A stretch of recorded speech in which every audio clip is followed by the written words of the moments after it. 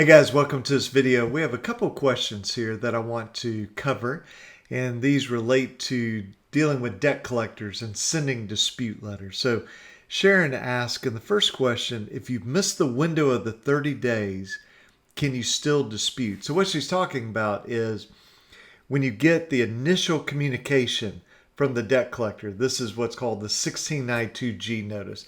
Normally that's in the initial communication or within 5 days. But whenever you get that, you have 30 days to dispute. If you dispute during that time period, then the debt collector has to stop all collection until they either validate the debt, or they can choose not to validate the debt and do nothing and they can't collect, or they can get rid of the debt. Those are the options. So Sharon's question is, if you're outside that 30-day period, can you still dispute? Absolutely. You can absolutely dispute. You can still request information.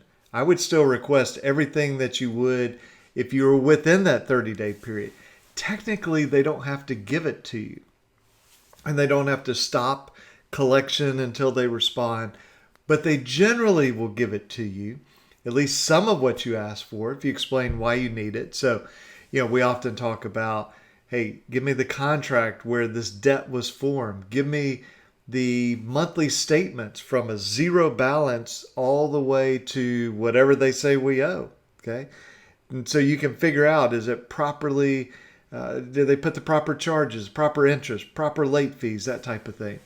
You can ask for proof that this collector has the right to collect. But the biggest thing it does is it's a dispute.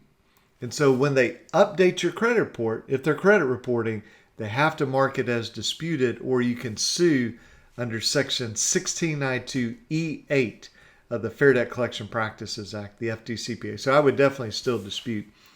And Sharon's other question is, LVNV has sent an account to a lawyer in Washington.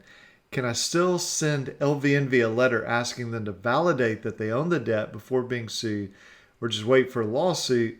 And the general response I get from lawyers is just file bankruptcy. So bankruptcy certainly is an option. I think it's a very rare option, but it's an option. But if you're a bankruptcy lawyer, everything can appear to be, perfectly solved by bankruptcy. What's the old expression? Man holding a hammer, everything looks like a nail. So you can send a letter to the lawyer and to LVNV. Okay, and typically LVNV operates through a company called Resurgent.